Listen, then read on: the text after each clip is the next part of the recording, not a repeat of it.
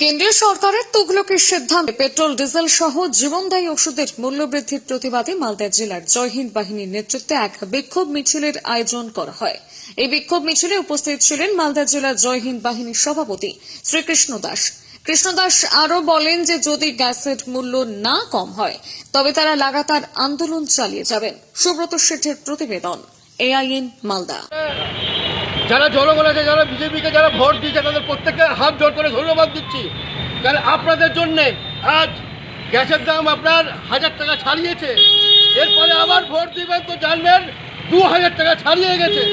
আমি আপনাদেরকে মিষ্টি খাওয়াবো আপনার জয়মানির দিক দিয়ে।